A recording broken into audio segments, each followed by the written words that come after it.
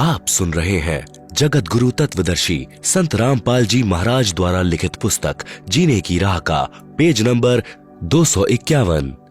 भावार्थ। कपिल मुनि जी, चुणक मुनि जी तथा दुर्वासा मुनि जी संसार में कितने प्रसिद्ध हैं। ये सब काल ब्रह्म की भक्ति करने वाले भेषधारी ऋषि हैं। ये चलती फिरती मौत थी, चलती फिरती मनुष्य रूप में घाल है। घाल यानी एक मिट्टी के छोटे मटके को तांत्रिक विद्या से आकाश में उड़ाकर दुश्मन पर छोड़ता है, उससे बहुत हानि होती है। गलती से भोले प्राणी इनको महान आत्मा मानते हैं। ये सब ज्ञानी आत्मा थे, ये सब उदार हृदय के थे। इन्होंने परमात्मा प्राप्ति के लिए, अपना कल्याण कराने के लिए तन मन धन अर्पित कर दिया, परंतु तत्वदर्शी संत न मिलने के कारण इन्होंने काल ब्रह्म को एक समर्थ प्रभु मानकर गलती की और उसी की साधना ओम नाम के जाप के साथ तथा अधिक हठ योग समाधि के द्वारा की, जिससे परमात्मा प्राप्ति तो है ही नहीं, उल्टा हानि होती है, क्योंकि यह साधना शास्त्र विरुद्ध है। गीता अध्याय 16 श्लोक 23-24 में कहा है कि शास्त्र विधि को त्याग कर जो मनमाना आचरण करते हैं उनकी साधना व्यर्थ है। वे उदार आत्माएं इसी काल ब्रह्म की अनुत्तम गति में स्थिर रहें। गीता अध्याय 17 श्लोक 5-6 में कहा है कि जो मनुष्य शास्त्र विधि रहित केवल मन कल्पित घोर तप को तपते हैं और दंभ अहंकार से युक्त, कामना आसक्ति अभिमान से युक्त है। गीता अध्याय 17 श्लोक 5। शरीर में स्थित सर्व कमलों में देव शक्तियों तथा पूर्ण परमात्मा तथा मुझे भी कृश करने वाले अर्थात कष्ट देने वाले अज्ञानियों को तू असुर स्वभाव के जान। गीता अध्याय 17 श्लोक 6। यही प्रमाण गीता अध्याय 16 श्लोक 17 से 20 में है। वे अपने आप को श्रेष्ठ मानने वाले घमंडी पुरुष धन और मान के पद से युक्त होकर केवल नाम मात्र यज्ञों द्वारा पाखंड से शास्त्र विधि रहित पूजन करते हैं। गीता अध्याय 16 श्लोक 17। अहंकार, बल, घमंड, कामना, क्रोध आदि के वश और दूसरों की निंदा करने वाले पुरुष अपने और दूसरों के शरीर में स्थित मुझसे द्वेष करने वाले होते हैं। गीता अध्याय 16 श्लोक 18। उन द्वेष करने वाले पापाचीर क्रूर कर्मी जो वचन से करोड़ों व्यक्तियों की हत्या करने वाले नराधमों अर्थात नीच मनुष्यों को मैं संसार में बार बार आसुरी अर्थात राक्षसी योनियों में ही डालता हूं। गीता अध्याय 16 श्लोक 19 सूक्ष्म वेद में भी इन्हें नीच कहा है। दुर्वासा कोपे तहां समझ न आई नीच, 56 करोड़ यादव कटे मची रुधिर की कीच। हे अर्जुन, वे मूर्ख मुझको न प्राप्त होकर ही जन्म जन्म में आसुरी योनियों को प्राप्त होते हैं, उससे भी अति नीच गति को प्राप्त होते हैं अर्थात घोर नरक में गिरते हैं। गीता अध्याय 17 श्लोक 20। आप सुन रहे हैं जगत गुरु तत्वदर्शी संत रामपाल जी महाराज द्वारा लिखित पुस्तक जीने की राह का पेज नंबर 252। उपरोक्त प्रमाणों से सिद्ध हुआ कि गीता अध्याय 7 श्लोक 18 में गीता ज्ञान दाता ने अपनी साधना से होने वाली गति को भी इसलिए अनुत्तम अर्थात घटिया बताया है।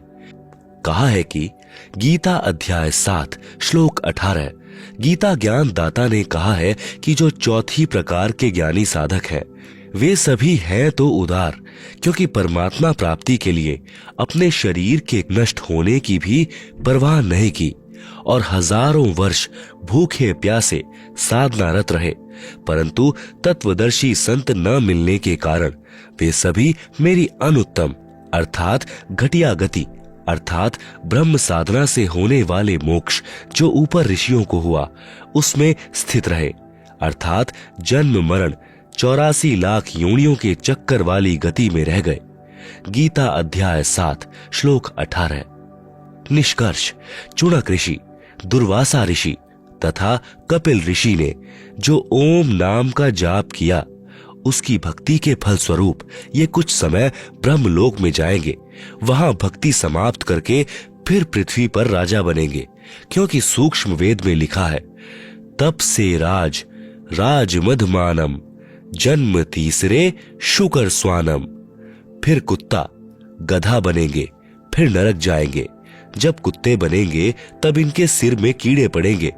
जो व्यक्ति इनके शाप से मरे थे, उनका पाप इनको भोगना पड़ेगा। कीड़े इनका मांस चुन चुन कर खाएंगे। इसलिए गीता में भी ऐसे साधकों के विषय में जो बताया है, वे आप जी ने ऊपर पढ़ लिया। उपरोक्त कथाओं का सारांश। पहला, ब्रह्म साधना अनुत्तम यानी घटिया है। दूसरा, 3 ताप को श्री कृष्ण जी भी समाप्त नहीं कर सके। शाप देना 3 ताप यानी दैविक ताप में आता है। दुर्वासा के शाप के शिकार स्वयं श्री कृष्ण सहित सर्व यादव भी हो गए। तीसरा, श्री कृष्ण जी ने शाप मुक्त होने के लिए यमुना में स्नान करने के लिए कहा, यह समाधान बताया था। उससे श्राप नाश तो हुआ नहीं, यादवों का नाश अवश्य हो गया।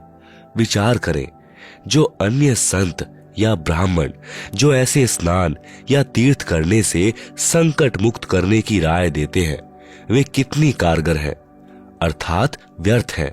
क्योंकि जब भगवान त्रिलोकीनाथ द्वारा बताए समाधान यमुना स्नान से कुछ लाभ नहीं हुआ, तो अन्य तटपुंजियों, ब्राह्मणों व गुरुओं द्वारा बताए स्नान आदि समाधान से कुछ होने वाला नहीं है।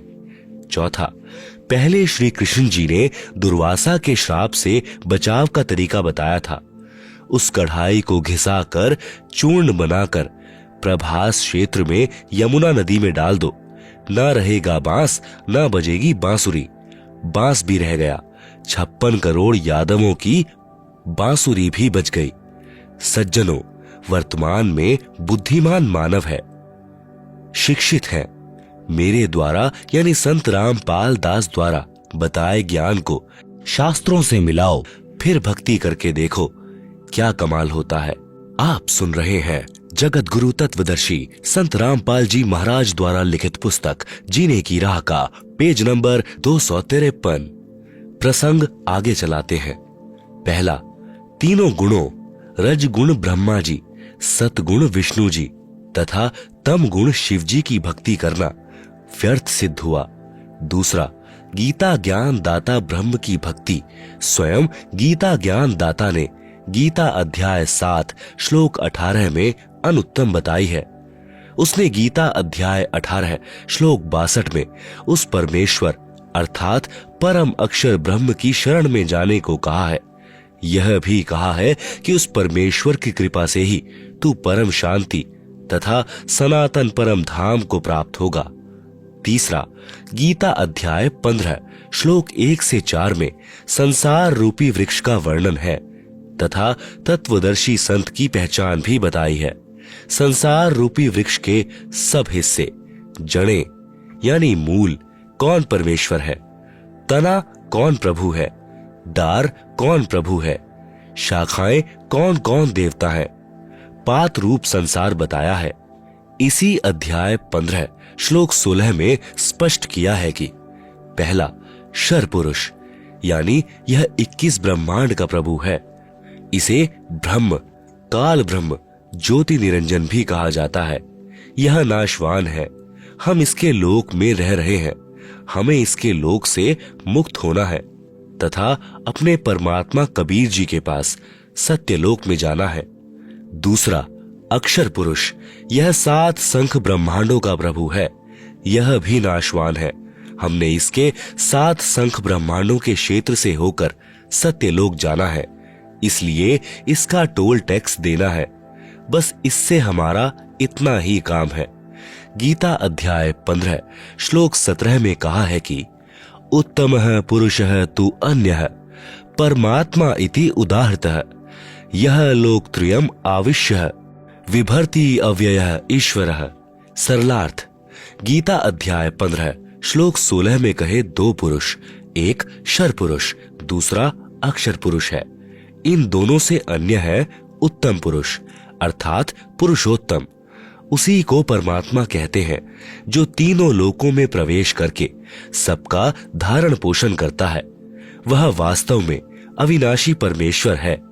गीता अध्याय 15 श्लोक 17, गीता अध्याय 3 श्लोक 14-15 में भी स्पष्ट किया है कि सर्वगतम ब्रह्म अर्थात सर्वव्यापी परमात्मा जो सच्चिदानंद घन ब्रह्म है, उसे वासुदेव भी कहते हैं, जिसके विषय में गीता अध्याय 7 श्लोक 19 में कहा है, वही सदा यज्ञों अर्थात धार्मिक अनुष्ठानों में प्रतिष्ठित है अर्थात इष्ट रूप में पूज्य है। पूर्ण गुरु से दीक्षा लेकर मर्यादा में रहकर भक्ति करो। इस प्रकार जीने की राह पर चलकर संसार में सुखी जीवन जिए तथा मोक्ष रूपी मंजिल को प्राप्त करें। आप सुन रहे हैं जगत गुरु तत्वदर्शी संत रामपाल जी महाराज द्वारा लिखित पुस्तक जीने की राह का पेज नंबर 254, सृष्टि रचना, सूक्ष्म वेद से निष्कर्ष रूप सृष्टि रचना का वर्णन। प्रभु प्रेमी आत्माएं प्रथम बार निम्न सृष्टि रचना को पढ़ेंगे तो ऐसे लगेगा जैसे दंत कथा हो, परंतु सर्व पवित्र सदग्रंथों के प्रमाणों को पढ़कर दांतों तले उंगली दबाएंगे कि यह वास्तविक अमृत ज्ञान कहाँ छुपा था। कृपया धैर्य के साथ पढ़ें तथा इस अमृत ज्ञान को सुरक्षित रखें। आपकी 101 पीढ़ी तक काम आएगा। पवित्र आत्माएं कृपया सत्यनारायण यानी अविनाशी प्रभु यानी सतपुरुष द्वारा रची सृष्टि रचना का वास्तविक ज्ञान पढ़ें। पहला, पूर्ण ब्रह्म। इस सृष्टि रचना में सतपुरुष सतलोक का स्वामी यानी प्रभु, अलख पुरुष अलख लोक का स्वामी यानी प्रभु, अगम पुरुष अगम लोक का स्वामी यानी प्रभु तथा अनामी पुरुष अनामी अकह लोक का स्वामी यानी प्रभु, तो एक ही पूर्ण ब्रह्म है जो वास्तव में अविनाशी प्रभु है, जो भिन्न भिन्न रूप धारण करके अपने चारों लोकों में रहता है, जिसके अंतर्गत असंख्य ब्रह्मांड आते हैं। दूसरा, पर ब्रह्म। यह केवल 7 संख ब्रह्मांड का स्वामी यानी प्रभु है। यह अक्षर पुरुष भी कहलाता है, परंतु यह तथा इसके ब्रह्मांड भी वास्तव में अविनाशी नहीं है। तीसरा, ब्रह्म। यह केवल 21 ब्रह्मांड का स्वामी यानी प्रभु है। इसे शर पुरुष, ज्योति निरंजन, काल आदि उपमा से जाना जाता है। यह तथा इसके सर्व ब्रह्मांड नाशवान है। उपरोक्त तीनों पुरुषों यानी प्रभुओं का प्रमाण पवित्र श्रीमद् भगवद गीता अध्याय 15 श्लोक 16-17 में भी है। 4, ब्रह्मा। ब्रह्मा इसी ब्रह्म का ज्येष्ठ पुत्र है। विष्णु मध्य वाला पुत्र है तथा शिव अंतिम तीसरा पुत्र है। ये तीनों ब्रह्म के पुत्र केवल एक ब्रह्मांड में एक विभाग यानी गुण के स्वामी यानी प्रभु हैं तथा नाशवान है। विस्तृत विवरण के लिए कृपया पढ़ें निम्नलिखित सृष्टि रचना। कबीर देव यानी कबीर परमेश्वर ने सूक्ष्म वेद अर्थात कबीर बानी में अपने द्वारा रची सृष्टि का ज्ञान स्वयं ही बताया है, जो निम्नलिखित है। सर्वप्रथम केवल एक स्थान अनामी यानी अनामय लोक था, जिसे अकह लोक भी कहा जाता है। पूर्ण परमात्मा उस अनामी लोक में अकेला रहता था। उस परमात्मा का वास्तविक नाम कबीर देव अर्थात कबीर परमेश्वर है। सभी आत्माएं उस पूर्ण धनी के शरीर में समाई हुई थी। इसी कबीर देव का उपमात्मक यानी पदवी का नाम अनामी पुरुष है। पुरुष का अर्थ प्रभु होता है। प्रभु ने मनुष्य को अपने ही स्वरूप में बनाया है, इसलिए मानव का नाम भी पुरुष ही पड़ा है। अनामी पुरुष के एक रोम यानी शरीर के बाल का प्रकाश संख सूर्यों की रोशनी से भी अधिक है। विशेष जैसे किसी देश के आदरणीय प्रधानमंत्री जी का शरीर का नाम तो अन्य होता है तथा पद का उपमात्मक यानी पदवी का नाम प्रधानमंत्री होता है। कई बार प्रधानमंत्री जी अपने पास कई विभाग भी रख लेते हैं। तब जिस भी विभाग के दस्तावेजों पर हस्ताक्षर करते हैं तो उस समय उसी पद को लिखते हैं। जैसे गृह मंत्रालय के दस्तावेजों पर हस्ताक्षर करेंगे तो अपने को गृह मंत्री लिखेंगे, वहाँ उसी व्यक्ति के हस्ताक्षर की शक्ति कम होती है। इसी प्रकार कबीर परमेश्वर यानी कबीर देव की रोशनी में अंतर भिन्न भिन्न लोकों में होता जाता है। आप सुन रहे हैं जगत गुरु तत्वदर्शी संत रामपाल जी महाराज द्वारा लिखित पुस्तक जीने की राह का पेज नंबर 255। इस पेज पर परमेश्वर कबीर साहिब के असंख्य ब्रह्मांडों का लघु चित्र है, जिसे आप पुस्तक में देख सकते हैं। आप सुन रहे हैं जगत गुरु तत्वदर्शी संत रामपाल जी महाराज द्वारा लिखित पुस्तक जीने की राह का पेज नंबर 256। ठीक इसी प्रकार पूर्ण परमात्मा कबीर देव यानी कबीर परमेश्वर ने नीचे के 3 और लोकों अगमलोक, अलखलोक, सतलोक की रचना शब्द वचन से की। यही पूर्ण ब्रह्म परमात्मा कबीर देव यानी कबीर परमेश्वर ही अगम लोक में प्रकट हुआ तथा कबीर देव यानी कबीर परमेश्वर अगम लोक का भी स्वामी है तथा वहां इनका उपमात्मक यानी पदवी का नाम अगम पुरुष अर्थात अगम प्रभु है। इसी अगम प्रभु का मानव सदंश शरीर बहुत तेजोमय है, जिसके एक रोम यानी शरीर के बाल की रोशनी खरब सूर्य की रोशनी से भी अधिक है। यह पूर्ण परमात्मा कबीर देव यानी कबीर देव यानी कबीर परमेश्वर अलखलोक में प्रकट हुआ तथा स्वयं ही अलखलोक का भी स्वामी है तथा उपमात्मक यानी पदवी का नाम अलख पुरुष भी इसी परमेश्वर का है तथा इस पूर्ण प्रभु का मानव सदंश शरीर तेजोमय यानी स्वज्योति स्वयं प्रकाशित है। एक रोम यानी शरीर के बाल की रोशनी अरब सूर्यों के प्रकाश से भी ज्यादा है। यही पूर्ण प्रभु सतलोक में प्रकट हुआ तथा सतलोक का भी अधिपति यही है। इसलिए इसी का उपमात्मक यानी पदवी का नाम सतपुरुष यानी अविनाशी प्रभु है। इसी का नाम अकाल मूर्ति, शब्द स्वरूपी राम, पूर्ण ब्रह्म, परम अक्षर ब्रह्म आदि है। इसी सतपुरुष कबीर देव यानी कबीर प्रभु का मानव सदंश शरीर तेजोमय है, जिसके एक रोम यानी शरीर के बाल का प्रकाश करोड़ सूर्यों तथा इतने ही चंद्रमाओं के प्रकाश से भी अधिक है। इस कबीर देव यानी कबीर प्रभु ने सतपुरुष रूप में प्रकट होकर सतलोक में विराजमान होकर प्रथम सतलोक में अन्य रचना की। एक शब्द यानी वचन से 16 द्वीपों की रचना की, फिर 16 शब्दों से 16 पुत्रों की उत्पत्ति की। एक मान सरोवर की रचना की जिसमें अमृत भरा। 16 पुत्रों के नाम हैं, पहला कूर्म, दूसरा ज्ञानी, तीसरा विवेक, चौथा तेज, पांचवा सहज, छठा संतोष, सातवां सुरति, आठवां आनंद, नौवां क्षमा, 10 निष्काम, 11वां जलरंगी, 12वां अचिंत, 13वां प्रेम, 14वां दयाल, 15वां धैर्य, 16वां योग संतायन अर्थात योग जीत। सतपुरुष कबीर देव ने अपने पुत्र अचिंत को सत्यलोक की अन्य रचना का भार सौंपा तथा शक्ति प्रदान की। अचिंत ने अक्षर पुरुष यानी पर ब्रह्म की शब्द से उत्पत्ति की तथा कहा कि मेरी मदद करना। अक्षर पुरुष स्नान करने मान सरोवर पर गया, वहां आनंद आया तथा सो गया। लंबे समय तक बाहर ही नहीं आया।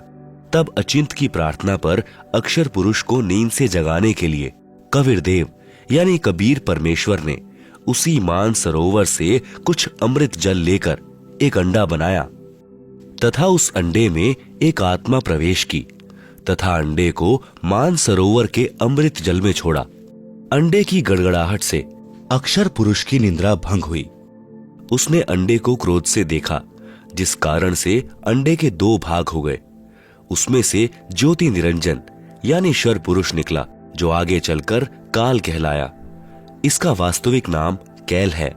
तब सतपुरुष यानी कबीर देव ने आकाशवाणी की कि आप दोनों बाहर आओ तथा अचिंत के द्वीप में रहो। आज्ञा पाकर अक्षर पुरुष तथा शर पुरुष यानी कैल दोनों अचिंत के द्वीप में रहने लगे। बच्चों की नालायकी उन्हीं को दिखाई कि कहीं फिर प्रभुता की तड़फ ना बन जाए, क्योंकि समर्थ बिन कार्य सफल नहीं होता। फिर पूर्ण धनी कबीर देव ने सर्व रचना स्वयं की। अपनी शब्द शक्ति से एक राजेश्वरी यानी राष्ट्रीय शक्ति उत्पन्न की, जिससे सर्व ब्रह्मांडों को स्थापित किया। इसी को पराशक्ति परानंदिनी भी कहते हैं। पूर्ण ब्रह्म ने सर्व आत्माओं को अपने ही अंदर से अपनी वचन शक्ति से अपने मानव शरीर सदृश उत्पन्न किया। प्रत्येक हंस आत्मा का परमात्मा जैसा ही शरीर रचा, जिसका तेज 16 सूर्यों जैसा मानव सदंश ही है। परंतु परमेश्वर के शरीर के एक रोम यानी शरीर के बाल का प्रकाश करोड़ों सूर्यों से भी ज्यादा है। बहुत समय उपरांत शर पुरुष यानी ज्योति निरंजन ने सोचा कि हम तीनों अचिंत अक्षर पुरुष शर पुरुष एक द्वीप में रह रहे हैं तथा अन्य एक एक द्वीप में रह रहे हैं। मैं भी साधना करके अलग द्वीप प्राप्त करूंगा। उसने ऐसा विचार करके एक पैर पर खड़ा होकर 70 युग तक तप किया। आप सुन रहे हैं जगत गुरु तत्वदर्शी संत रामपाल जी महाराज द्वारा लिखित पुस्तक जीने की राह का पेज नंबर 257, आत्माएं काल के जाल में कैसे फंसी। विशेष, जब ब्रह्म यानी ज्योति निरंजन तप कर रहा था, हम सभी आत्माएं जो आज ज्योति निरंजन के 21 ब्रह्मांडों में रहते हैं, इसकी साधना पर आसक्त हो गए तथा हृदय से इसे चाहने लगे। अपने सुखदायी प्रभु सत्य पुरुष से विमुख हो गए, जिस कारण से पतिव्रता पद से गिर गए। पूर्ण प्रभु के बार बार सावधान करने पर भी हमारी आसक्ति शर पुरुष से नहीं हटी। यही प्रभाव आज भी काल सृष्टि में विद्यमान है। जैसे नौजवान बच्चे फिल्म स्टारों, अभिनेताओं तथा अभिनेत्रियों की बनावटी अदाओं तथा अपने रोजगार उद्देश्य से कर रहे भूमिका पर अति आसक्त हो जाते हैं, रोकने से नहीं रुकते। यदि कोई अभिनेता या अभिनेत्री निकटवर्ती शहर में आ जाए तो देखें, उन नादान बच्चों की भीड़ केवल दर्शन करने के लिए बहुसंख्या में एकत्रित हो जाती है। लेना एक न देने दो, रोजी रोटी अभिनेता कमा रहे हैं, नौजवान बच्चे लुट रहे हैं। माता पिता कितना ही समझाएं, किंतु बच्चे नहीं मानते। कहीं न कहीं कभी न कभी लुप छिपकर जाते ही रहते हैं। पूर्ण ब्रह्म कबीर देव यानी कबीर प्रभु ने शर पुरुष से पूछा कि बोलो क्या चाहते हो। उसने कहा कि पिताजी, यह स्थान मेरे लिए कम है, मुझे अलग से द्वीप प्रदान करने की कृपा करें। हक्का कबीर यानी सत कबीर ने उसे 21 ब्रह्मांड प्रदान कर दिए। कुछ समय उपरांत ज्योति निरंजन ने सोचा इसमें कुछ रचना करनी चाहिए। खाली ब्रह्मांड यानी प्लॉट किस काम के, यह विचार कर 70 युग तप करके पूर्ण परमात्मा कबीर देव यानी कबीर प्रभु से रचना सामग्री की याचना की। सतपुरुष ने उसे 3 गुण तथा 5 तत्व प्रदान कर दिए, जिससे ब्रह्म यानी ज्योति निरंजन ने अपने ब्रह्मांडों में कुछ रचना की। फिर सोचा कि इसमें जीव भी होने चाहिए, अकेले का दिल नहीं लगता। यह विचार करके 64 युग तक फिर तप किया। पूर्ण परमात्मा कबीर देव के पूछने पर बताया कि मुझे कुछ आत्मा दे दो, मेरा अकेले का दिल नहीं लग रहा। तब सतपुरुष कबीरग्नि यानी कबीर परमेश्वर ने कहा कि ब्रह्म, तेरे तप के प्रतिफल में मैं तुझे और ब्रह्मांड दे सकता हूँ, परंतु मेरी आत्माओं को किसी भी जप तप साधना के फल रूप में नहीं दे सकता। हाँ, यदि कोई स्वेच्छा से तेरे साथ जाना चाहे तो वह जा सकता है। युवा कबीर यानी समर्थ कबीर के वचन सुनकर ज्योति निरंजन हमारे पास आया। हम सभी हंस आत्मा पहले से ही उस पर आसक्त थे। हम उसे चारों तरफ से घेरकर खड़े हो गए। ज्योति निरंजन ने कहा कि मैंने पिताजी से अलग 21 ब्रह्मांड प्राप्त किए हैं, वहां नाना प्रकार के रमणीय स्थल बनाए हैं, क्या आप मेरे साथ चलोगे? हम सभी हंसों ने, जो आज 21 ब्रह्मांडों में परेशान हैं, कहा कि हम तैयार हैं। यदि पिताजी आज्ञा दें तब शर पुरुष पूर्ण ब्रह्म महान कबीर यानी समर्थ कबीर प्रभु के पास गया तथा सर्व वार्ता कही। तब कबीरग्नि यानी कबीर परमेश्वर ने कहा कि मेरे सामने स्वीकृति देने वाले को आज्ञा दूंगा। शर पुरुष तथा परम अक्षर पुरुष यानी कबीर मितौजा यानी कबीर अमित औजा यानी जिसकी शक्ति का कोई वार नहीं, वह कबीर दोनों हम सभी हंस आत्माओं के पास आए। कबीर देव ने कहा कि जो हंस आत्मा ब्रह्म के साथ जाना चाहता है, हाथ ऊपर करके स्वीकृति दे। अपने पिता के सामने किसी की हिम्मत नहीं हुई, किसी ने स्वीकृति नहीं दी। बहुत समय तक सन्नाटा छाया रहा। तत्पश्चात एक हंस आत्मा ने साहस किया तथा कहा कि पिताजी मैं जाना चाहता हूं। फिर तो उसकी देखा देखी जो आज काल ब्रह्म के 21 ब्रह्मांडों में फंसी है, हम सभी आत्माओं ने स्वीकृति दे दी। परमेश्वर कबीर जी ने ज्योति निरंजन से कहा कि आप अपने स्थान पर जाओ। जिन्होंने तेरे साथ जाने की स्वीकृति दी है, मैं उन सर्व हंस आत्माओं को आपके पास भेज दूंगा। ज्योति निरंजन अपने 21 ब्रह्मांडों में चला गया। उस समय तक यह 21 ब्रह्मांड सतलोक में ही थे। आप सुन रहे हैं जगत गुरु तत्वदर्शी संत रामपाल जी महाराज द्वारा लिखित पुस्तक जीने की राह का पेज नंबर 258। तत्पश्चात पूर्ण ब्रह्म ने सर्वप्रथम स्वीकृति देने वाले हंस को लड़की का रूप दिया, परंतु स्त्री इंद्री नहीं रची तथा सर्वात्माओं को जिन्होंने ज्योति निरंजन ब्रह्म के साथ जाने की सहमति दी थी, उस लड़की के शरीर में प्रवेश कर दिया तथा उसका नाम आष्ट्रा यानी आदि माया प्रकृति देवी दुर्गा पड़ा। तथा सत्य पुरुष ने कहा कि पुत्री, मैंने तेरे को शब्द शक्ति प्रदान कर दी है। जितने जीव ब्रह्म कहें आप उत्पन्न कर देना। पूर्ण ब्रह्म कबीर देव यानी कबीर साहिब अपने पुत्र सहजदास के द्वारा प्रकृति को शर पुरुष के पास भिजवा दिया। सहजदास जी ने ज्योति निरंजन को बताया कि पिताजी ने इस बहन के शरीर में उन सर्व आत्माओं को प्रवेश कर दिया है जिन्होंने आपके साथ जाने की सहमति व्यक्त की थी, तथा इसको पिताजी ने वचन शक्ति प्रदान की है। आप जितने जीव चाहोगे प्रकृति अपने शब्द से उत्पन्न कर देगी। यह कहकर सहजदास वापिस अपने द्वीप में आ गया। आप सुन रहे हैं जगत गुरु तत्वदर्शी संत रामपाल जी महाराज द्वारा लिखित पुस्तक जीने की राह का पेज नंबर 259। युवा होने के कारण लड़की का रंग रूप निखरा हुआ था। ब्रह्म के अंदर विषय वासना उत्पन्न हो गई तथा प्रकृति देवी के साथ अभद्र गति विधि प्रारंभ की। तब दुर्गा ने कहा कि ज्योति निरंजन, मेरे पास पिताजी की प्रदान की हुई शब्द शक्ति है। आप जितने प्राणी कहोगे मैं वचन से उत्पन्न कर दूंगी। आप मैथुन परंपरा शुरू मत करो। आप भी उसी पिता के शब्द से अंडे से उत्पन्न हुए हो तथा मैं भी उसी परम पिता के वचन से ही बाद में उत्पन्न हुई हूँ। आप मेरे बड़े भाई हो। बहन भाई का यह योग महापाप का कारण बनेगा। परंतु ज्योति निरंजन ने प्रकृति देवी की एक भी प्रार्थना नहीं सुनी तथा अपनी शब्द शक्ति द्वारा नाखूनों से स्त्री इंद्री यानी भग प्रकृति को लगा दी तथा बलात्कार करने की ठानी। उसी समय दुर्गा ने अपनी इज्जत रक्षा के लिए कोई और चारा न देख सूक्ष्म रूप बनाया तथा ज्योति निरंजन के खुले मुख के द्वारा पेट में प्रवेश करके पूर्ण ब्रह्म कबीर देव से अपनी रक्षा के लिए याचना की।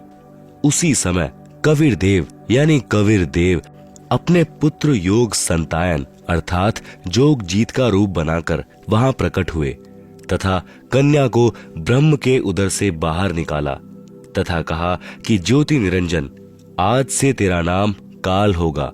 तेरे जन्म मृत्यु होते रहेंगे, इसलिए तेरा नाम शर पुरुष होगा तथा 1,00,000 मानव शरीरधारी प्राणियों को प्रतिदिन खाया करेगा। वह 1,25,00,000 उत्पन्न किया करेगा। आप दोनों को 21 ब्रह्मांड सहित निष्कासित किया जाता है। इतना कहते ही 21 ब्रह्मांड विमान की तरह चल पड़े। सहजदास के द्वीप के पास से होते हुए सतलोक से 16 संख कोस यानी 1 कोस लगभग 3 किलोमीटर का होता है की दूरी पर आकर रुक गए। विशेष विवरण। अब तक 3 शक्तियों का विवरण आया है। पहली, पूर्ण ब्रह्म, जिसे अन्य उपमात्मक नामों से भी जाना जाता है, जैसे सतपुरुष, अकाल पुरुष, शब्द स्वरूपी राम, परम अक्षर ब्रह्म पुरुष आदि।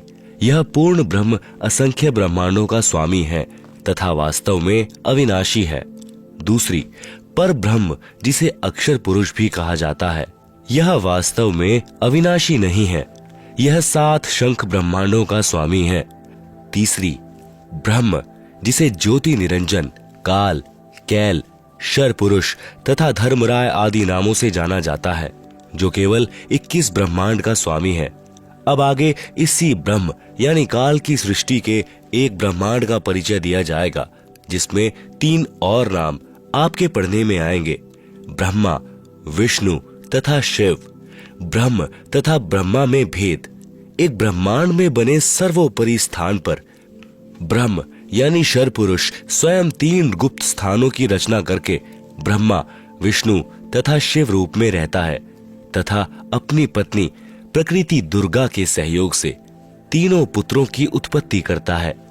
आप सुन रहे हैं जगत गुरु तत्वदर्शी संत रामपाल जी महाराज द्वारा लिखित पुस्तक जीने की राह का पेज नंबर 260। इस पेज पर काल के एक ब्रह्मांड का लघु चित्र है, जिसे आप पुस्तक में देख सकते हैं। आप सुन रहे हैं जगत गुरु तत्वदर्शी संत रामपाल जी महाराज द्वारा लिखित पुस्तक जीने की राह का पेज नंबर 261। उनके नाम भी ब्रह्मा, विष्णु तथा शिव ही रखता है। जो ब्रह्म का पुत्र ब्रह्मा है, वह एक ब्रह्मांड में केवल 3 लोकों पृथ्वी लोक, स्वर्ग लोक तथा पाताल लोक में एक रजोगुण विभाग का मंत्री यानी स्वामी है। इसे त्रिलोकीय ब्रह्मा कहा है तथा ब्रह्म जो ब्रह्मलोक में ब्रह्मा रूप में रहता है, उसे महाब्रह्मा व ब्रह्मलोकीय ब्रह्मा कहा है। इसी ब्रह्म यानी काल को सदाशिव, महाशिव, महाविष्णु भी कहा है। श्री विष्णु पुराण में प्रमाण चतुर्थ अंश अध्याय 1 पृष्ठ 230-231 पर श्री ब्रह्मा जी ने कहा, जिस अजन्मा सर्वमय विधाता परमेश्वर का आदि, मध्य, अंत, स्वरूप, स्वभाव और सार हम नहीं जान पाते। श्लोक 83। जो मेरा रूप धारण कर संसार की रचना करता है, स्थिति के समय जो पुरुष रूप है तथा जो रुद्र रूप से विश्व का ग्रास कर जाता है, अनंत रूप से संपूर्ण जगत को धारण करता है। श्लोक 86। श्री ब्रह्मा जी, श्री विष्णु जी व श्री शिव जी की उत्पत्ति। काल ब्रह्म ने प्रकृति यानी दुर्गा से कहा कि अब मेरा कौन क्या बिगाड़ेगा, मनमानी करूंगा।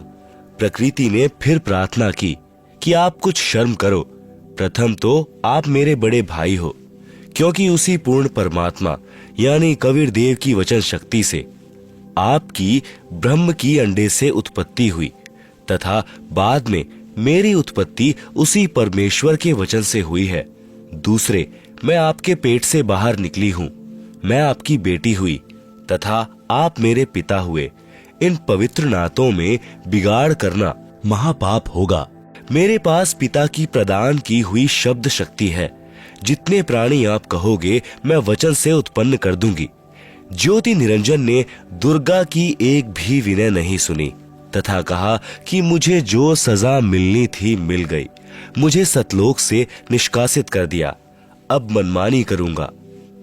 यह कहकर काल पुरुष यानी शर पुरुष ने प्रकृति के साथ जबरदस्ती शादी की तथा 3 पुत्रों रजगुण युक्त ब्रह्मा जी, सतगुण युक्त विष्णु जी तथा तम गुण युक्त शिव शंकर जी की उत्पत्ति की। जवान होने तक तीनों पुत्रों को दुर्गा के द्वारा अचेत करवा देता है। फिर युवा होने पर श्री ब्रह्मा जी को कमल के फूल पर, श्री विष्णु जी को शेषनाग की शैया पर तथा श्री शिव जी को कैलाश पर्वत पर सचेत करके इकट्ठे कर देता है। तत्पश्चात प्रकृति यानी दुर्गा द्वारा इन तीनों का विवाह कर दिया जाता है तथा एक ब्रह्मांड में तीनों लोकों स्वर्ग लोक, पृथ्वी लोक तथा पाताल लोक में एक एक विभाग के मंत्री यानी प्रभु नियुक्त कर देता है। जैसे श्री ब्रह्मा जी को रजोगुण विभाग का तथा विष्णु जी को सतोगुण विभाग का तथा श्री शिव शंकर जी को तमोगुण विभाग का तथा स्वयं गुप्त यानी महाब्रह्मा, महाविष्णु, महाशिव रूप से मुख्यमंत्री पद को संभालता है। एक ब्रह्मांड में एक ब्रह्मलोक की रचना की है, उसी में 3 गुप्त स्थान बनाए हैं। एक रजोगुण प्रधान स्थान है जहां पर यह ब्रह्म यानी काल स्वयं महाब्रह्मा यानी मुख्यमंत्री रूप में रहता है तथा अपनी पत्नी दुर्गा को महासावित्री रूप में रखता है। इन दोनों के संयोग से जो पुत्र इस स्थान पर उत्पन्न होता है वह स्वतः ही रजोगुणी बन जाता है। दूसरा स्थान सतोगुण प्रधान स्थान बनाया है। वहां पर यह शर पुरुष स्वयं महाविष्णु रूप बनाकर रहता है तथा अपनी पत्नी दुर्गा को महालक्ष्मी रूप में रखकर जो पुत्र उत्पन्न करता है उसका नाम विष्णु रखता है। वह बालक सतोगुण युक्त होता है। तथा तीसरा, इसी काल ने वहीं पर एक तमोगुण प्रधान क्षेत्र बनाया है। उसमें यह स्वयं सदाशिव रूप बनाकर रहता है तथा अपनी पत्नी दुर्गा को महापार्वती रूप में रखता है। इन दोनों के पति पत्नी व्यवहार से जो पुत्र उत्पन्न होता है उसका नाम शिव रख देते हैं तथा तमोगुण युक्त कर देते हैं। प्रमाण के लिए देखें पवित्र श्री शिव महापुराण विद्वेश्वर संहिता पृष्ठ 24-26, जिसमें ब्रह्मा, विष्णु, रुद्र तथा महेश्वर से अन्य सदाशिव हैं तथा रुद्र संहिता अध्याय 6 तथा 7-9 पृष्ठ नंबर 100 से 105 तथा 110 पर अनुवाद करता श्री हनुमान प्रसाद पोद्दार, गीता प्रेस गोरखपुर से प्रकाशित तथा पवित्र श्रीमद देवी महापुराण तीसरा स्कंद पृष्ठ नंबर 114 से 123 तक, गीता प्रेस गोरखपुर से प्रकाशित, जिसके अनुवाद करता है श्री हनुमान प्रसाद पोद्दार, चिमन लाल गोस्वामी। फिर इन्हीं को धोखे में रखकर अपने खाने के लिए जीवों की उत्पत्ति श्री ब्रह्मा जी द्वारा तथा स्थिति यानी एक दूसरे को मोह ममता में रखकर काल जाल में रखना श्री विष्णु जी से तथा संहार, क्योंकि काल पुरुष को शापवश 1 लाख मानव शरीरधारी प्राणियों के सूक्ष्म शरीर से मैल निकालकर खाना होता है। उसके लिए 21वें ब्रह्मांड में एक तप्त शिला है जो स्वतः गर्म रहती है। उस पर गर्म करके मैल पिघलाकर खाता है। जीव मरते नहीं परंतु कष्ट असहनीय होता है। फिर प्राणियों को कर्म आधार पर अन्य शरीर प्रदान करता है। श्री शिवजी द्वारा करवाता है। जैसे किसी मकान में 3 कमरे बने हों, एक कमरे में अश्लील चित्र लगे हों, उस कमरे में जाते ही मन में वैसे ही मलिन विचार उत्पन्न हो जाते हैं। दूसरे कमरे में साधु संतों भक्तों के चित्र लगे हों तो मन में अच्छे विचार प्रभु का चिंतन ही बना रहता है। तीसरे कमरे में देशभक्तों व शहीदों के चित्र लगे हों तो मन में वैसे ही जोशीले विचार उत्पन्न हो जाते हैं। ठीक इसी प्रकार ब्रह्म यानी काल ने अपनी सूझबूझ से उपरोक्त तीनों गुण प्रधान स्थानों की रचना की हुई है। आप सुन रहे हैं जगत गुरु तत्वदर्शी संत रामपाल जी महाराज द्वारा लिखित पुस्तक जीने की राह का पेज नंबर 262। तीनों गुण क्या हैं? प्रमाण सहित। तीनों गुण रजगुण ब्रह्मा जी, सतगुण विष्णु जी, तम गुण शिव जी हैं। ब्रह्म यानी काल तथा प्रकृति यानी दुर्गा से उत्पन्न हुए हैं तथा तीनों नाशवान हैं। प्रमाण गीता प्रेस गोरखपुर से प्रकाशित श्री शिव महापुराण, जिसके संपादक हैं श्री हनुमान प्रसाद पोद्दार, पृष्ठ संख्या 24 से 26 विद्वेश्वर संहिता तथा पृष्ठ 110 अध्याय 9 रुद्र संहिता। इस प्रकार ब्रह्मा, विष्णु तथा शिव तीनों देवताओं में गुण है, परंतु शिव यानी ब्रह्म काल गुणातीत कहा गया है। दूसरा प्रमाण गीता प्रेस गोरखपुर से प्रकाशित श्रीमद देवी भागवत पुराण, जिसके संपादक हैं श्री हनुमान प्रसाद पोद्दार, चिमन लाल गोस्वामी, तीसरा स्कंद अध्याय 5 पृष्ठ 123। भगवान विष्णु ने दुर्गा की स्तुति की, कहा कि मैं यानी विष्णु, ब्रह्मा तथा शंकर तुम्हारी कृपा से विद्यमान है। हमारा तो आविर्भाव यानी जन्म तथा तिरोभाव यानी मृत्यु होती है। हम नित्य यानी अविनाशी नहीं है। तुम ही नित्य हो, जगत जननी हो, प्रकृति और सनातनी देवी हो। भगवान शंकर ने कहा, यदि भगवान ब्रह्मा तथा भगवान विष्णु तुम ही से उत्पन्न हुए हैं तो उनके बाद उत्पन्न होने वाला मैं तमोगुणी लीला करने वाला शंकर क्या तुम्हारी संतान नहीं हुआ? अर्थात मुझे भी उत्पन्न करने वाली तुम ही हो। इस संसार की सृष्टि स्थिति संहार में तुम्हारे गुण सदा सर्वदा हैं। इन्हीं तीनों गुणों से उत्पन्न हम ब्रह्मा, विष्णु तथा शंकर नियमानुसार कार्य में तत्पर रहते हैं। आप सुन रहे हैं जगत गुरु तत्वदर्शी संत रामपाल जी महाराज द्वारा लिखित पुस्तक जीने की राह का पेज नंबर 263।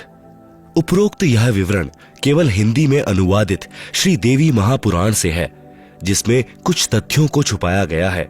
इसलिए यही प्रमाण देखें श्रीमद् देवी भागवत महापुराण सभाष्टिकम समहात्यम खेमराज श्री कृष्णदास प्रकाशन मुंबई। इसमें संस्कृत सहित हिंदी अनुवाद किया है। 3 स्कंद अध्याय 4 पृष्ठ 10 श्लोक 42। ब्रह्मा अहम ईश्वरः फिलते प्रभावात् सर्वे वयम जनी युतान यदा तु नित्यः के अन्य सुरः शतमख प्रमुखः च नित्या नित्या त्वमेव जननी प्रकृति पुराणा। हिंदी अनुवाद। हे मात, ब्रह्मा, मैं तथा शिव तुम्हारे ही प्रभाव से जन्मवान हैं, नित्य नहीं है, अर्थात हम अविनाशी नहीं हैं। फिर अन्य इंद्रादि दूसरे देवता किस प्रकार नित्य हो सकते हैं? तुम ही अविनाशी हो, प्रकृति तथा सनातनी देवी हो। पृष्ठ 11-12 अध्याय 5 श्लोक 8। यदि दयाद्रमना न सदा अंबिके कथमहम विहितः च तमोगुणः कमलजश्च रजोगुण संभवः सुविहितः किमु सत्वगुणो हरि। अनुवाद। भगवान शंकर बोले, हे मात, यदि हमारे ऊपर आप दया युक्त हो तो मुझे तमोगुण क्यों बनाया? कमल से उत्पन्न ब्रह्मा को रजोगुण किस लिए बनाया तथा विष्णु को सतगुण क्यों बनाया? अर्थात जीवों के जन्म मृत्यु रूपी दुष्कर्म में क्यों लगाया? श्लोक 12। रम्यसे स्वपति पुरुषम सदा तव गति नहि विदम शिवे। हिंदी। अपने पति पुरुष अर्थात काल भगवान के साथ सदा भोग विलास करती रहती हो, आपकी गति कोई नहीं जानता। निष्कर्ष। उपरोक्त प्रमाणों से प्रमाणित हुआ कि रजगुण ब्रह्मा, सतगुण विष्णु तथा तमगुण शिव है। ये तीनों नाशवान है। दुर्गा का पति ब्रह्म यानी काल है, यह उसके साथ भोग विलास करता है। ब्रह्म काल की अव्यक्त रहने की प्रतिज्ञा। सूक्ष्म वेद से शेष सृष्टि रचना। तीनों पुत्रों की उत्पत्ति के पश्चात ब्रह्म ने अपनी पत्नी दुर्गा यानी प्रकृति से कहा, मैं प्रतिज्ञा करता हूं कि भविष्य में मैं किसी को अपने वास्तविक रूप में दर्शन नहीं दूंगा, जिस कारण से मैं अव्यक्त माना जाऊंगा। दुर्गा से कहा कि आप मेरा भेद किसी को मत देना, मैं गुप्त रहूंगा। दुर्गा ने पूछा कि क्या आप अपने पुत्रों को भी दर्शन नहीं देंगे? ब्रह्म ने कहा, मैं अपने पुत्रों को तथा अन्य किसी को भी साधना से दर्शन नहीं दूंगा, यह मेरा अटल नियम रहेगा। दुर्गा ने कहा, यह तो आपका उत्तम नियम नहीं है, जो आप अपनी संतानों से भी छुपे रहोगे। तब काल ने कहा, दुर्गा मेरी विवशता है, मुझे 1 लाख मानव शरीरधारी प्राणियों का आहार करने का शाप लगा है। यदि मेरे पुत्रों ब्रह्मा, विष्णु, महेश को पता लग गया तो ये उत्पत्ति, स्थिति तथा संहार का कार्य नहीं करेंगे। इसलिए यह मेरा अनुत्तम नियम सदा रहेगा। जब ये तीनों कुछ बड़े हो जाएं तो इन्हें अचेत कर देना, मेरे विषय में नहीं बताना, नहीं तो मैं तुझे भी दंड दूंगा। दुर्गा इस डर के मारे वास्तविकता नहीं बताती। इसीलिए गीता अध्याय 7 श्लोक 24 में कहा है कि यह बुद्धिहीन जन समुदाय मेरे अनुत्तम नियम से अपरिचित है कि मैं कभी भी किसी के सामने प्रकट नहीं होता, अपनी योग माया से छुपा रहता हूँ। इसलिए मुझ अव्यक्त को मनुष्य रूप में आया हुआ अर्थात कृष्ण मानते हैं। आप सुन रहे हैं जगत गुरु तत्वदर्शी संत रामपाल जी महाराज द्वारा लिखित पुस्तक जीने की राह का पेज नंबर 264। अबुद्ध यानी बुद्धिहीन, मम यानी मेरे, अनुत्तमम यानी अनुत्तम अर्थात घटिया, अव्ययम यानी अविनाशी, परम भावम यानी विशेष भाव को, अजानन्तः यानी न जानते हुए, माम अव्यक्तम यानी मुझ अव्यक्त को, व्यक्तिम यानी मनुष्य रूप में, आपन्नम यानी आया, मन्यन्ते यानी मानते हैं, अर्थात मैं कृष्ण नहीं हूं। गीता अध्याय 7 श्लोक 24, गीता अध्याय 11 श्लोक 47 तथा 48 में कहा है कि यह मेरा वास्तविक काल रूप है। इसके दर्शन अर्थात ब्रह्म प्राप्ति न वेदों में वर्णित विधि से, न जप से, न तप से तथा न किसी क्रिया से हो सकती है। जब तीनों बच्चे युवा हो गए तब माता भवानी प्रकृति यानी अष्टंगी ने कहा कि तुम सागर मंथन करो। प्रथम बार सागर मंथन किया तो ज्योति निरंजन ने अपने श्वासों द्वारा 4 वेद उत्पन्न किए। उनको गुप्त वाणी द्वारा आज्ञा दी कि सागर में निवास करो। चारों वेद निकले, वह ब्रह्मा ने लिए। वस्तु लेकर तीनों बच्चे माता के पास आए। तब माता ने कहा कि चारों वेदों को ब्रह्मा रखे, वह पढ़े। नोट: वास्तव में पूर्ण ब्रह्म ने ब्रह्म अर्थात काल को 5 वेद प्रदान किए थे, लेकिन ब्रह्म ने केवल 4 वेदों को प्रकट किया। 5वां वेद छुपा दिया, जो पूर्ण परमात्मा ने स्वयं प्रकट होकर कविर्गिर्भिः अर्थात कबीर वाणी यानी कबीर वाणी द्वारा लोकोक्तियों व दोहों के माध्यम से प्रकट किया है। दूसरी बार सागर मंथन किया तो 3 कन्याएं मिली। माता ने तीनों को बांट दिया। प्रकृति दुर्गा ने अपने ही अन्य 3 रूप सावित्री, लक्ष्मी तथा पार्वती धारण किए तथा समुद्र में छुपा दी। सागर मंथन के समय बाहर आ गई। वहीं प्रकृति 3 रूप हुई तथा भगवान ब्रह्मा को सावित्री, भगवान विष्णु को लक्ष्मी, भगवान शंकर को पार्वती पत्नी रूप में दी। तीनों ने भोग विलास किया। सुर तथा असुर दोनों पैदा हुए। जब तीसरी बार सागर मंथन किया तो 14 रत्न ब्रह्मा को तथा अमृत विष्णु को व देवताओं को, मद यानी शराब असुरों को तथा विष परमार्थ शिव ने अपने कंठ में ठहराया। यह तो बहुत बाद की बात है। जब ब्रह्मा वेद पढ़ने लगा तो पता चला कि कोई सर्व ब्रह्मांडों की रचना करने वाला कुल का मालिक पुरुष यानी प्रभु और है। तब ब्रह्मा जी ने विष्णु जी व शंकर जी को बताया कि वेदों में वर्णन है कि सृजनहार कोई और प्रभु है, परंतु वेद कहते हैं कि भेद हम भी नहीं जानते। उसके लिए संकेत हैं कि किसी तत्वदर्शी संत से पूछो। तब ब्रह्मा माता के पास आया और सब वृतांत सुनाया। माता कहा करती थी कि मेरे अतिरिक्त और कोई नहीं है, मैं ही करता हूँ, मैं ही सर्वशक्तिमान हूँ। परंतु ब्रह्मा ने कहा कि वेद ईश्वर कृत हैं, यह झूठ नहीं हो सकते। दुर्गा ने कहा कि तेरा पिता तुझे दर्शन नहीं देगा, उसने प्रतिज्ञा की हुई है। तब ब्रह्मा ने कहा कि माता जी, अब आपकी बात पर अविश्वास हो गया है। मैं उस पुरुष यानी प्रभु का पता लगाकर ही रहूंगा। दुर्गा ने कहा कि यदि वह तुझे दर्शन नहीं देगा तो तुम क्या करोगे? ब्रह्मा ने कहा कि मैं आपको शक्ल नहीं दिखाऊंगा।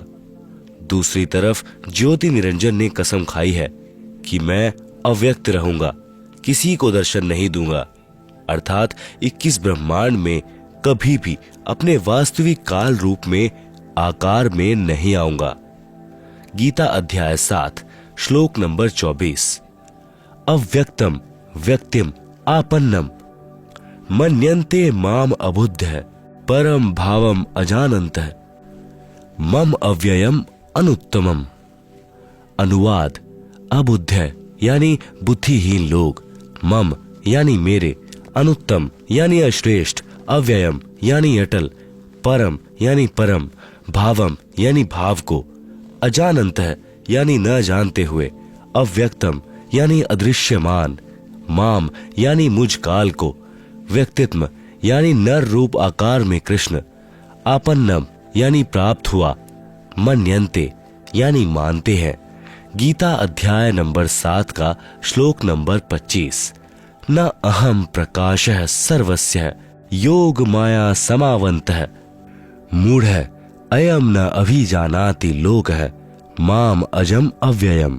अनुवाद, अहम यानी मैं, योग माया समावंत है यानी योग माया से छिपा हुआ, सर्वस्य यानी सबके, प्रकाश यानी प्रत्यक्ष, न यानी नहीं होता अर्थात अदृश्य अर्थात अव्यक्त रहता हूं।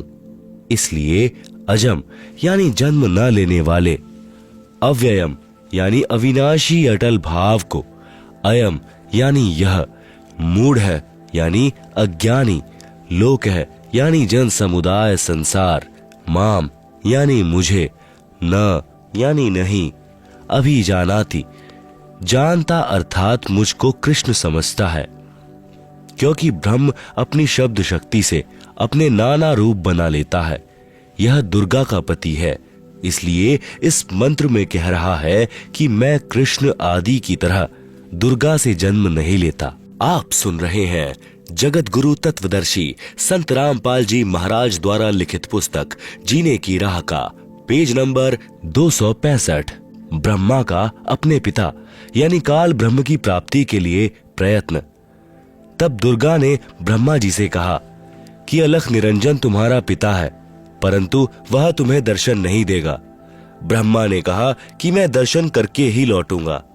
माता ने पूछा, यदि तुझे दर्शन नहीं हुए तो क्या करेगा? ब्रह्मा ने कहा, मैं प्रतिज्ञा करता हूं, यदि पिता के दर्शन नहीं हुए तो मैं आपके समक्ष नहीं आऊंगा। यह कहकर ब्रह्मा जी व्याकुल होकर उत्तर दिशा की तरफ चल दिया, जहां अंधेरा ही अंधेरा है। वहां ब्रह्मा ने 4 युग तक ध्यान लगाया, परंतु कुछ भी प्राप्ति नहीं हुई। काल ने आकाशवाणी की कि जीव उत्पत्ति क्यों नहीं की। भवानी ने कहा कि आपका ज्येष्ठ पुत्र ब्रह्मा जिद करके आपकी तलाश में गया है। ब्रह्मा के बिना जीव उत्पत्ति का सब कार्य असंभव है। ब्रह्म यानी काल ने कहा, उसे वापस बुला लो, मैं उसे दर्शन नहीं दूंगा। तब दुर्गा यानी प्रकृति ने अपनी शब्द शक्ति से गायत्री नाम की लड़की उत्पन्न की तथा उसे ब्रह्मा को लौटा लाने को कहा। गायत्री ब्रह्मा जी के पास गई, परंतु ब्रह्मा जी समाधि लगाए हुए थे। उन्हें कोई आभास ही नहीं था कि कोई आया है। तब आदि कुमारी यानी प्रकृति ने गायत्री को ध्यान द्वारा बताया कि इसके चरण स्पर्श कर। तब गायत्री ने ऐसा ही किया। ब्रह्मा जी का ध्यान भंग हुआ तो क्रोधवश बोले कि कौन पापिन है जिसने मेरा ध्यान भंग किया है, मैं तुझे शाप दूंगा। गायत्री कहने लगी कि मेरा दोष नहीं है, पहले मेरी बात सुनो तब शाप देना। मेरे को माता ने तुम्हें लौटा लाने को कहा है, क्योंकि आपके बिना जीव उत्पत्ति नहीं हो सकती। ब्रह्मा ने कहा कि मैं कैसे जाऊं, पिताजी के दर्शन हुए नहीं, ऐसे जाऊं तो मेरा उपहास होगा। यदि आप माताजी के समक्ष यह कह दें कि ब्रह्मा को पिता यानी ज्योति निरंजन के दर्शन हुए हैं, मैंने अपनी आंखों से देखा है, तो मैं आपके साथ चलूं। तब गायत्री ने कहा कि आप मेरे साथ संभोग करोगे तो मैं आपकी झूठी साक्षी यानी गवाही भरूंगी। तब ब्रह्मा ने सोचा कि पिता के दर्शन हुए नहीं, वैसे जाऊं तो माता के सामने शर्म लगेगी, और चारा नहीं दिखाई दिया। फिर गायत्री से रति क्रिया यानी संभोग की। आप सुन रहे हैं जगत गुरु तत्वदर्शी संत रामपाल जी महाराज द्वारा लिखित पुस्तक जीने की राह का पेज नंबर 266। तब गायत्री ने कहा कि क्यों ना एक गवाह और तैयार किया जाए। ब्रह्मा ने कहा, बहुत ही अच्छा है। तब गायत्री ने शब्द शक्ति से एक लड़की पुष्पवती नाम की पैदा की तथा उससे दोनों ने कहा कि आप गवाही देना कि ब्रह्मा ने पिता के दर्शन किए हैं। तब पुष्पवती ने कहा कि मैं क्यों झूठी गवाही दूं? हाँ, यदि ब्रह्मा मेरे से रति क्रिया यानी संभोग करें तो गवाही दे सकती हूं। गायत्री ने ब्रह्मा को समझाया यानी उकसाया कि कोई और चारा नहीं है। तब ब्रह्मा ने पुष्पवती से संभोग किया तो तीनों मिलकर आदि माया यानी प्रकृति के पास आए। दोनों देवियों ने उपरोक्त शर्त इसलिए रखी थी कि यदि ब्रह्मा माता के सामने हमारी झूठी गवाही को बता देगा तो माता हमें शाप दे देंगी, इसलिए उसे भी दोषी बना लिया।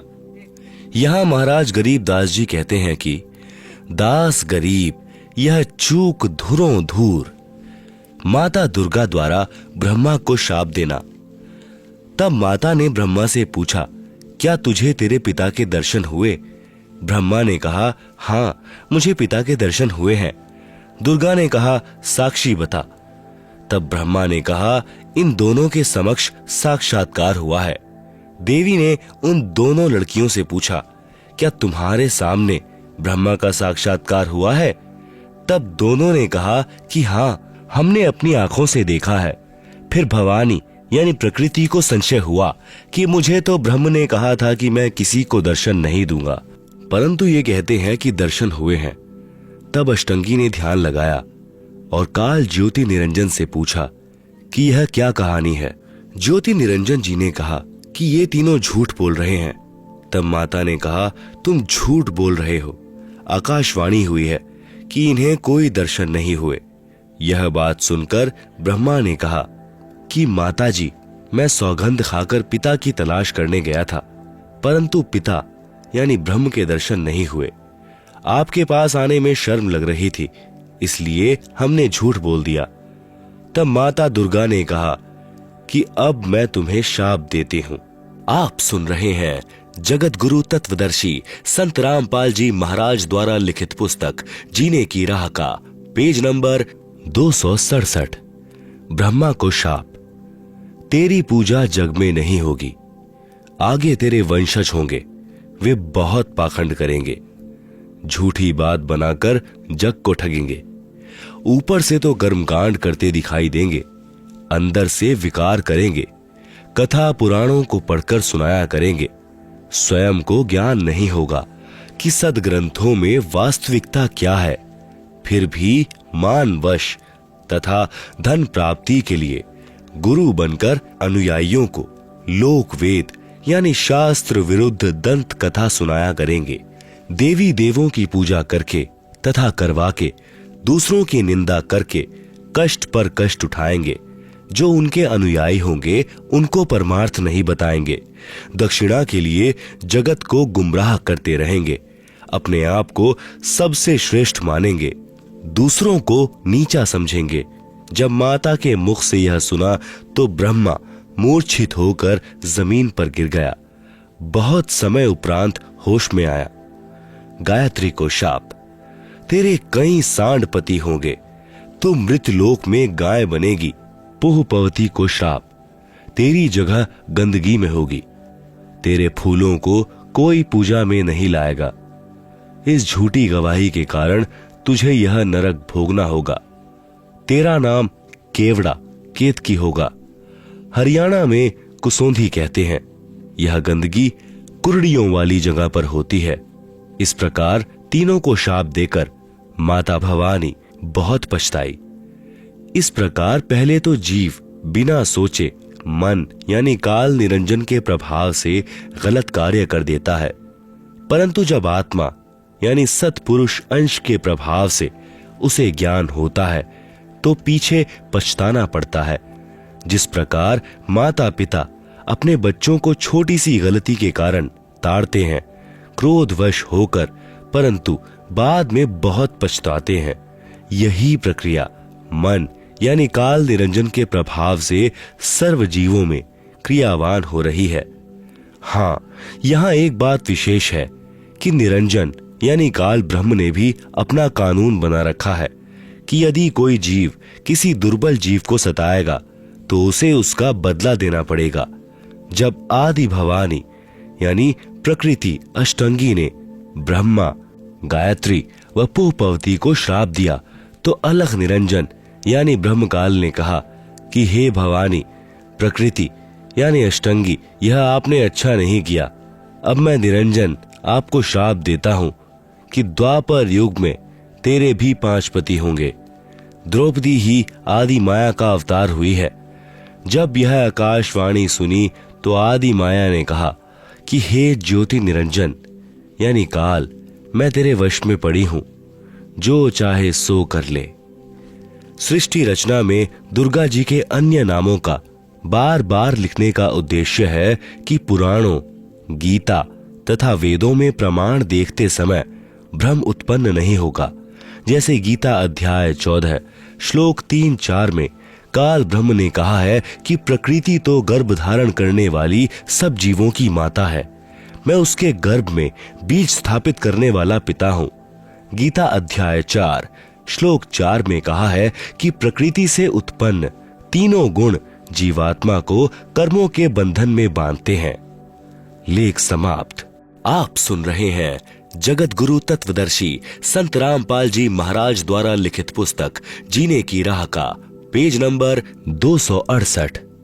इस प्रकरण में प्रकृति तो दुर्गा है तथा तीनों गुण, तीनों देवता यानी रजगुण ब्रह्मा, सतगुण विष्णु तथा तम गुण शिव के सांकेतिक नाम हैं। विष्णु का अपने पिता यानी काल ब्रह्म की प्राप्ति के लिए प्रस्थान व माता का आशीर्वाद पाना। इसके बाद विष्णु से प्रकृति ने कहा कि पुत्र, तू भी अपने पिता का पता लगा ले। तब विष्णु अपने पिताजी यानी काल ब्रह्म का पता करते करते पाताल लोक में चले गए, जहां शेषनाग था। उसने विष्णु को अपनी सीमा में प्रविष्ट होते देखकर क्रोधित होकर जहर भरा फुंकारा मारा। उसके विष के प्रभाव से विष्णु जी का रंग सांवला हो गया, जैसे स्प्रे पेंट हो जाता है। तब विष्णु ने चाहा कि इस नाग को मजा चखाना चाहिए। तब ज्योति निरंजन यानी काल ने देखा कि अब विष्णु को शांत करना चाहिए। तब आकाशवाणी हुई कि विष्णु, अब तू अपनी माता जी के पास जा और सत्य सत्य सारा विवरण बता देना तथा जो कष्ट आपको शेषनाग से हुआ है इसका प्रतिशोध द्वापर युग में लेना। द्वापर युग में आप यानी विष्णु तो कृष्ण अवतार धारण करोगे और काली दह में कालिंद्री नामक नाग शेषनाग का अवतार होगा। ऊंच होई के नीच सतावे, ताकर ओएल यानी बदला मोही सो पावे। जो जीव देई पीर पुनी काहूं, हम पुनी ओएल दिवावे ताहूं। तब विष्णु जी माता जी के पास आए तथा सत्य सत्य कह दिया कि मुझे पिता के दर्शन नहीं हुए। इस बात से माता यानी प्रकृति बहुत प्रसन्न हुई और कहा कि पुत्र, तू सत्यवादी है। अब मैं अपनी शक्ति से पिता से मिलाती हूं तथा तेरे मन का संशय खत्म करती हूं। कबीर, देख पुत्र तो ही पिता भिटाऊं, तोरे मन का धोखा मिटाऊं। मन स्वरूप करता कह जानो, मनते दूजा और न मानो। स्वर्ग पाताल दौर मन केरा, मन अस्थिर मन अहै अनेरा। निरंकार मन ही को कहिए, मन की यास निष्दिन रहिए। देखूं पलटी शून्य महज्योति, जहां पर झिलमिल झालर होती। इस प्रकार माता अष्टंगी प्रकृति ने विष्णु से कहा कि मन ही जग का करता है, यही ज्योति निरंजन है। ध्यान में जो 1000 ज्योतियां नजर आती हैं वही उसका रूप है। जो शंख घंटा आदि का बाजा सुना, यह महास्वर्ग में निरंजन का ही बज रहा है। तब माता अष्टंगी प्रकृति ने कहा कि हे पुत्र, तुम सब देवों के सरताज हो और तेरी हर कामना व कार्य मैं पूर्ण करूंगी। तेरी पूजा सर्व जग में होगी। आपने मुझे सच सच बताया है। काल के 21 ब्रह्मांडों के प्राणियों की विशेष आदत है कि अपनी व्यर्थ महिमा बनाता है। जैसे दुर्गा जी श्री विष्णु जी को कह रही हैं कि तेरी पूजा जग में होगी। मैंने तुझे तेरे पिता के दर्शन करा दिए। दुर्गा ने केवल प्रकाश दिखाकर श्री विष्णु जी को बहका दिया। श्री विष्णु जी भी प्रभु की यह स्थिति को अपने अनुयायियों को समझाने लगे कि परमात्मा का केवल प्रकाश दिखाई देता है, परमात्मा निराकार है। इसके बाद आदि भवानी रुद्र महेश जी के पास गई तथा कहा कि महेश, तू भी कर ले अपने पिता की खोज।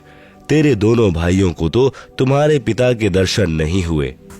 उनको जो देना था वह प्रदान कर दिया है। अब आप मांगो जो मांगना है। तब महेश ने कहा कि हे जननी, मेरे दोनों बड़े भाइयों को पिता के दर्शन नहीं हुए, फिर प्रयत्न करना व्यर्थ है। कृपा मुझे ऐसा वर दो कि मैं अमर यानी मृत्युंजय हो जाऊं। तब माता ने कहा कि यह मैं नहीं कर सकती।